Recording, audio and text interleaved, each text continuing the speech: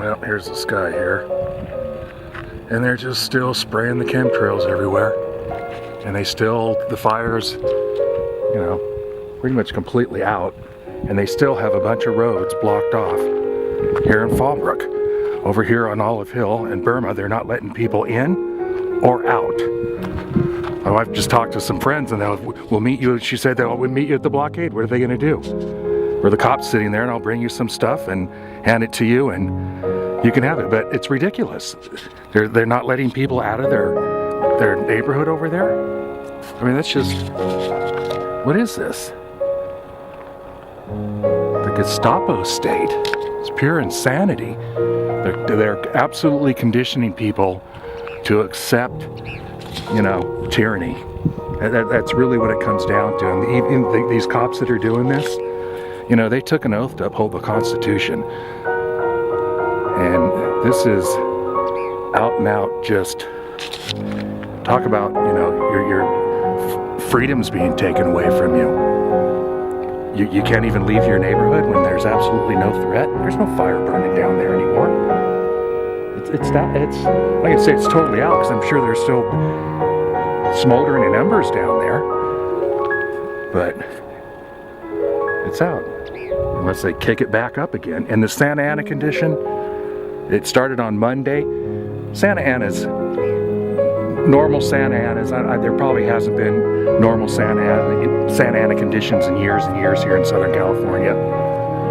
But natural ones, when they were occurring, were, you know, 3-4 days, and then they died down. This one, we're into Sunday now, so it's been going on a week. They've been keeping this high pressure up, if that's even how they're doing it. But look at the sky here. That's all that chemtrail. I just took some pictures of it, doing some time lapses. I mean, there's some smoke down there still, but it's weird. And the clouds are all moving east. I'll post this with the time lapse, and you can see the clouds moving east. But you know, this is just ridiculous. I had a town meeting what to do about the Lilac fire last night. It's like, well, you know, guys, the fire's out. Why are we continuing? You know, now it's time to just help people that lost their homes and work on that. I don't know if that's what they talked about. If I would have gone, I would have been, who knows what I would have said, handed out flyers or something. But, you know, I know part of me keeps a low profile because my wife's a school teacher here. So people come up to her and, yeah, your husband was at the town meeting last night. He's a real nutcase. Yeah, what are you going to do when you see this stuff and everybody wants to remain in their, you know, apathy? It's apathy. You know, even most of them don't care. And if they do care, then it's their, you know, willful ignorance. You know, they don't want to know if they do care. And then it goes into cognitive dissonance, you know, where you have two contradictory, you know, points of view on something, and you know, you hold a false view on something, and then the truth is told to you, and you're just going to keep hanging on to your, you know, the one that's not the truth, because you just can't handle the truth. So, you know, there's kind of, and then normalcy bias. You know, you don't want your world rocked, man. You're like, I don't want to believe that. I just want everything to be normal. You know, this isn't happening. This can't happen. Well, it is happening. So that's what it is. Apathy, willful ignorance, cognitive dissonance, and then just normalcy bias. And that's how I see it anyways. So, I know, pretty ridiculous. They're not even letting people out of their neighborhoods for absolutely no reason other than to condition them. Just like that video I showed. In fact, I'll make another one just of my phone with that alert on there, you know. High winds, you know, extreme fire danger. That was Wednesday night. Fire started Thursday, you know. Obey authorities. That's like programming people to just, you know, do as you're told. You know, don't think for yourself. We know what's best for you. We're keeping you safe over here on Olive Hill. Not even letting people out of their homes. Well, you can come out of your homes, but you can't leave your neighborhood. And that's just one area that I know of because we have friends up there. My wife just talked to him. She said, if you need anything, I'll just meet you at the barricade. Is that ridiculous? Tell me, is that not ridiculous? But there's this guy here. I'm doing some time lapses just to show how the wind and these chemtrails are intermingling with the smoke. I can still see helicopters flying about, but that's no traffic, air traffic taking off. Usually the weekends are real busy here. People that have private planes here flying, but obviously they got roads blocked here still when nothing's going on. And I can see no air traffic. I can understand that. They're still keeping an eye on the fire kicking up again if it does. Still. Anyways, that's it. Enough Dan rambling on. This was a text message alert that came on Wednesday night before the fire started, the Lilac fire in San Diego. Strong winds overnight creating extreme fire danger. Stay alert, listen to authorities. All right, this is how they're programming us. This is it, guys. And here's where the fires were. Right there on my globe here. But again, I just want to emphasize that they're using our smartphones to precondition us to what is going to take place next and obey the authorities. Enough said. And for the record, I paid like $800 for this globe. I see it going on the internet for as much as like $1,400. It's got a light on it.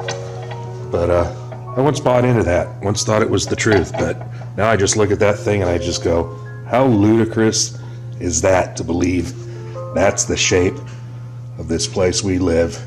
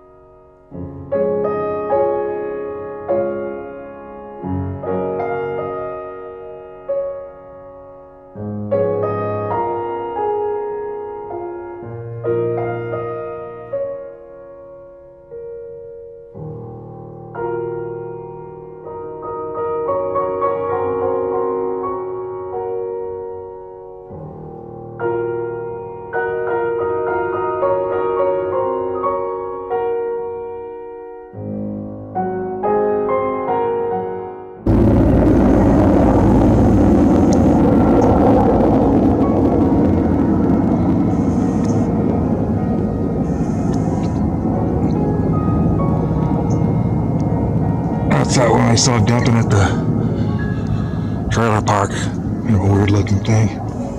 They use it for other things other than putting the fires out.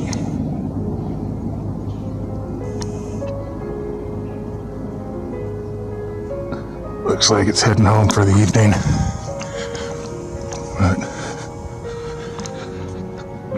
here's the sky here.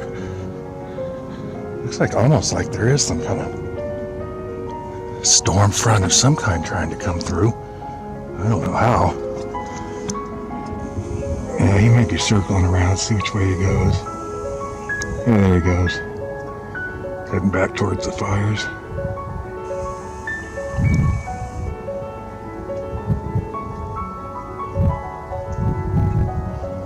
I was listening to the ham radio and the guys were just saying that they're just letting the inside portions of the fire burn and just hitting the perimeters of it with the water dumps.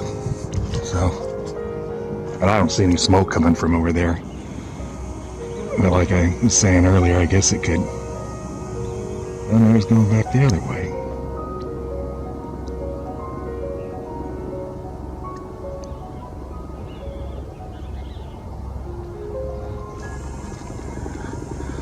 He's coming back this way now. I don't know what he's doing. Going back to the airport.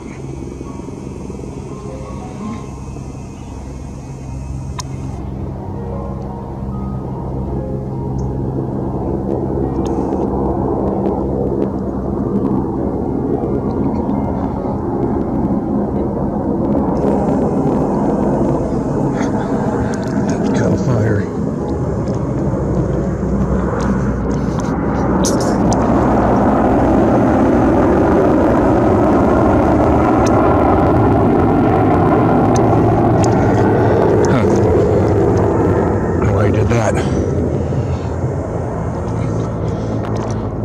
Test run. Maybe they was having engine problems. Sounds like another one's taking off.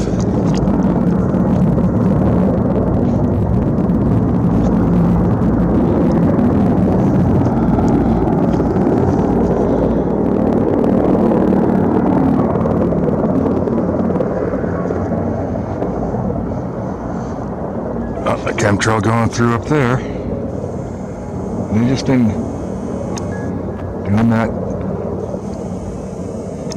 all day long. The camera doesn't want to. It's right in there.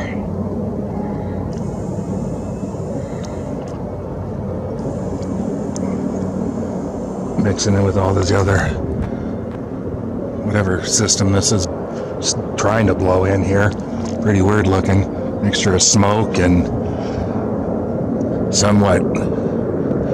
It looks like a storm system, but it's all wispy and completely hammered down with the chemtrails. So it's all it would take is some rain and a couple hours of rain and fire would be done. Sure save a lot of money and all this helicopters buzzing around everywhere. But that's not their objective.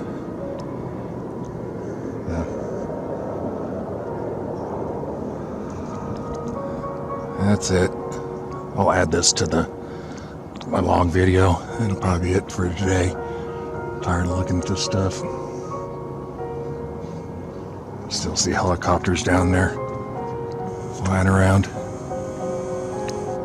Okay, I just went inside and uploaded my last video. I was listening to my ham radio. I don't have a ham radio operator's license. My son did. He got it when he was like, oh, this is a different one than that other one that took off.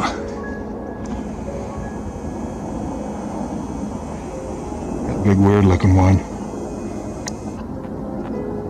But anyways, the guys were the one with the big red Cal Fire one with the hose hanging out of it. And they were talking about that, and they were asking, did you see that helicopter? And it was heading north, and I was wondering what direction it was going. I wanted to get on there and say, yeah, I flew out, and I looked like it was going to go back to the fire, and I turned around and went back to the airport. So I don't know, maybe it was having engine problems or doing a test flight, or they're working on the maintenance of it or something over there and just doing a test run. But anyways, when I can get down to 76, I'll go down there and take some pictures and do a report on it. Can't get anywhere near it now. In fact, the road I was on yesterday is all blocked off on not yesterday, Friday evening. When I did that video, is all blocked off. They don't want people down there. And but I was thinking about the 2007 fires, and with people reporting on what happened in Santa Rosa, and how the fire just, with certain houses and commercial centers were just, turned to just incinerated with no trees or anything burned around them, and other places were just left fine. Well, that was kind of what happened here in the 2007 fires, and I left out of here. I think it was a Monday morning, and I hit 15 to go out to the desert, and it was just windy. And I thought, no way, and it was on the other side of 15, opposite side of Fallbrook on 15. I thought, no, it's not going to jump the Interstate 15. 4 lanes of freeway, shoulder and center divide. But anyways, it did. But I even thought back then that just how bizarre it was, because we had friends that lost their homes here, and there was like 250 homes burned. And I remember even back then looking at and driving around town afterwards and seeing that there was like one house over here just completely incinerated, and then a house across the street or next door that didn't even touch. And I just thought, well, it was windy, very windy, abnormally very windy for a Santa Ana condition.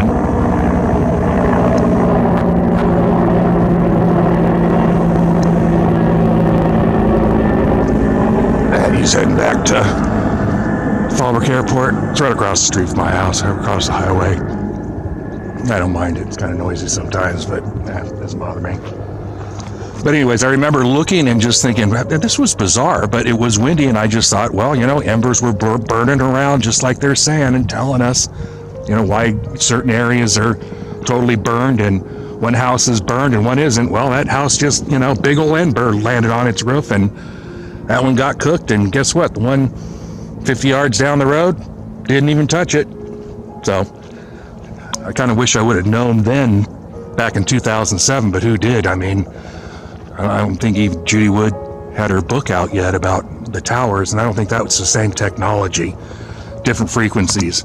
I think that was a different type of frequency technology, and the fires are being started with laser technology. I think they're two completely different technologies. So that's just from my research and what I've been hearing other people say on, what they do in their research on the internet. So anyways, on Wednesday, if the roads are open, they should be. They can't keep them closed forever down there. But Gopher Canyon's closed still, which is way away from the fire. It does go down into the end of North River Road there, but they don't have to block off Gopher Canyon, because that goes into Vista. And in Sleeping Indian, the back way into Fallbrook from Oceanside, they got that blocked off. Cops sitting there. They got Gird Road blocked off. So really the only way you can come into town right now is Mission Road off of 15 and back out on Mission Road off of 15. My wife went out of town and to go on work out on base, and then she was able to get back on through base, so that was fine. And she asked the guard at the gate, she said, if I've got some friends that want to get back to their home that are up in San Clemente, will they let him through? And the guy just said, it's really kind of by up to the particular guard at the time. So, but they let her go through the Naval Weapons Station.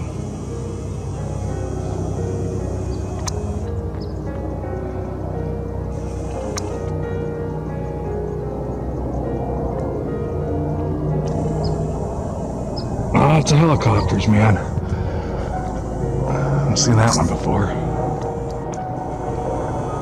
Doesn't even look like it's set up to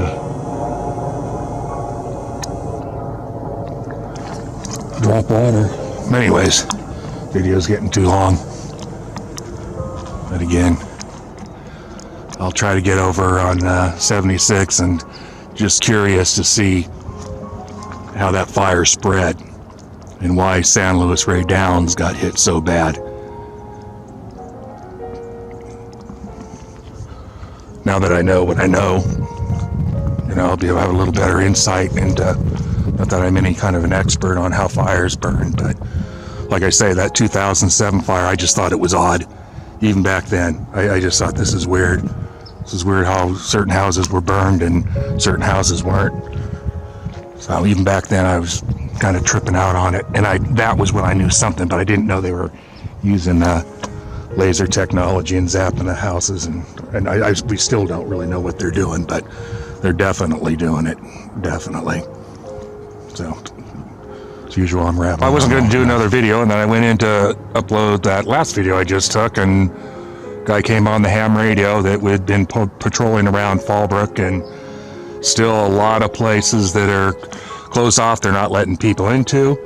They're letting them park their cars and walk into their neighborhoods. How kind of them.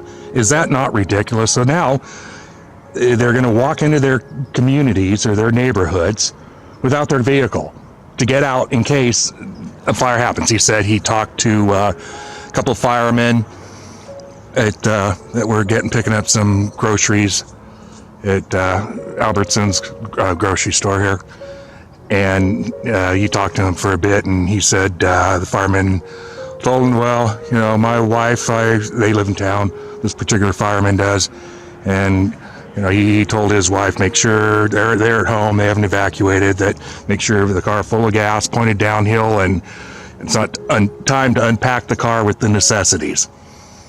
So this is what the firemen are being told. But anyways, the fireman said the fire's 60% contained, but the wind conditions could change at any time.